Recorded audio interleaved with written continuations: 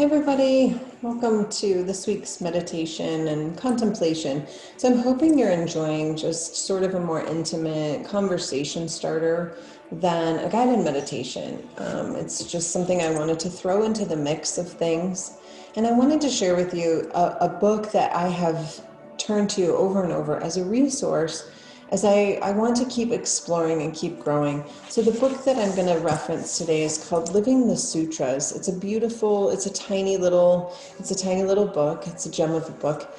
And this is, I love the title. This is a guide to yoga wisdom beyond the mat. And if you know me well, you know that our time on the mat is just a fraction of actually practicing yoga. It's where we come to the physical part of the practice to just be the observer of our thoughts and our competitive edge, or our comparison to others, or just maybe some of the thoughts that we have about ourselves or what our body can and can't do, and kind of working through that acceptance piece and letting go piece and surrender piece. So the physical practice is important, but it truly is a fraction of becoming a person who lives a yogic lifestyle. So the sutras were written thousands and thousands of years by this fellow named Patanjali. And I've been talking about the month of September, about really getting into the foundation of who we are and understanding maybe sort of 4 aspects, I like 4, that really hold up our structure. So we have a foundation of our home. It has 4 walls. I like to think of a tree being solid in 4 main roots. And each of those walls or roots is a symbol of a value or a principle that you hold true to yourself. So when Patanjali wrote the sutras are these ancient texts that are just snippets of contemplative statements that then have been translated many times. And I've read them in their most original form and a lot of different translations. But this book, Living the Sutras, makes it accessible to anybody. And it's easy, it's understandable, and it's applicable. So in this last week, in book 2 of the sutras, he's really writing about sort of where our mind goes and being able to pull it back. And I shared with you a few weeks ago about the Japanese style meditation, that the minute we catch ourselves with our mind being flooded with things, we can do a Japanese style meditation, which goes into our 5 senses, and it immediately takes us out of that future, typically, or past. And so the sutras were written with just little nuggets of goodness like that. And as so often things work, as I'm working through this book again on the sutras, I read one every couple days and just sort of sit with it and maybe journal about it. This one is talking about sort of living our eyes wide open. And one of the terms in yoga is a yama and a niyama. And these are limbs of this 8-limb process and path that Patanjali wrote about. And the yamas are principles and attitudes of how we treat other people. Are we truthful? Are we considerate? Are we responsible? And so how do we treat other people is a yama, and a niyama is how we treat ourselves. And those are things like self-study, gratitude, the inner looking at who we are. And so one of the examples and exercises that this book asks you to do, which goes in perfect alignment, as things often do, with the lesson of the month for September, is really looking at those 4 values. So as I was reading this, I got a chuckle. So Patanjali begins with this sort of universal code of conduct, and those are called yamas, and they are things like the 5 yamas. There's 5 of them. The 5 yamas instruct us to avoid violence, to not lie, so truth is called satya, non-stealing, non-wastefulness, and greed.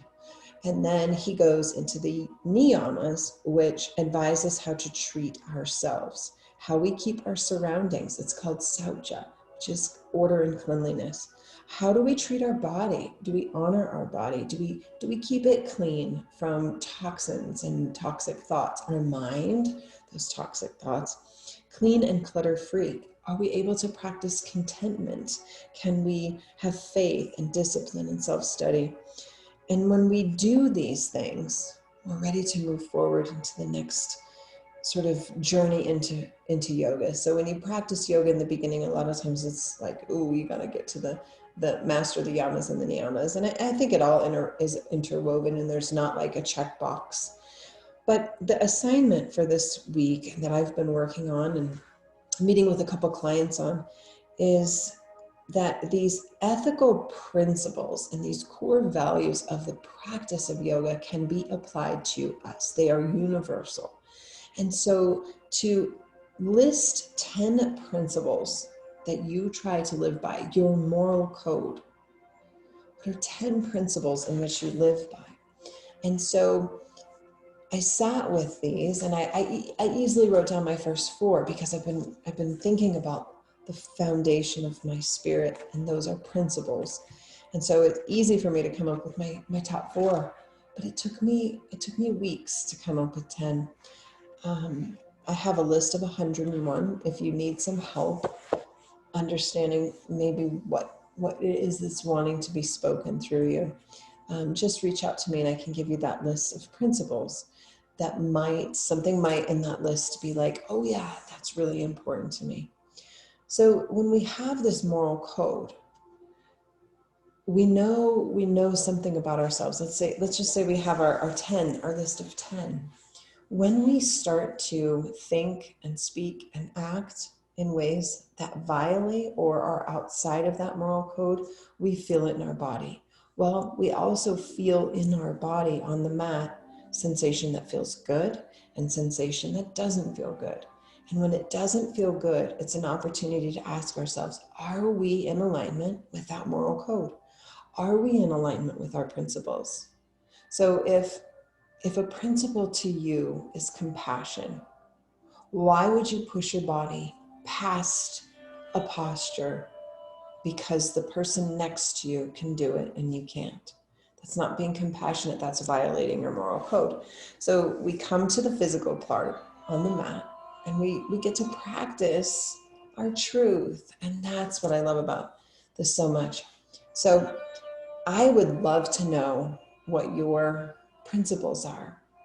Either 4 main roots, walls that sustain you when change happens, when life throws us a curveball and we have to adjust. And that's what many, many, many of us have had to do over the last 8 months, is we've had to recalibrate and readjust. And are we still living within that moral code? So I'd love to know your list. I'd love to know even if just your 4. So if you want to reach out to me, we can have a dialogue about this. We can talk about it and I can learn from you too. So spend some time this week listing your 10 principles, journal about it, jot it down, and then maybe even go so far as to say, why? Why is compassion so important to me? Why is service so important to me? And then continue down your list like that. And we'll continue to look at this through the rest of this month and dive really deep into some of these concepts about the practice of yoga.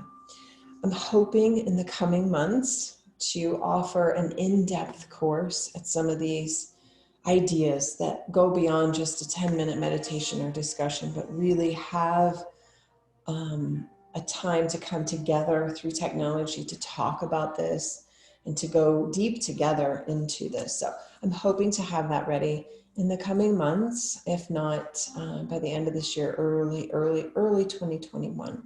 So thank you so much. I hope to hear from you, a couple of you. I'd love to know your principles, and it gives us a chance to learn about each other, but also for us to learn about ourselves. Hope you have a great rest of your day. I look forward to hearing from you.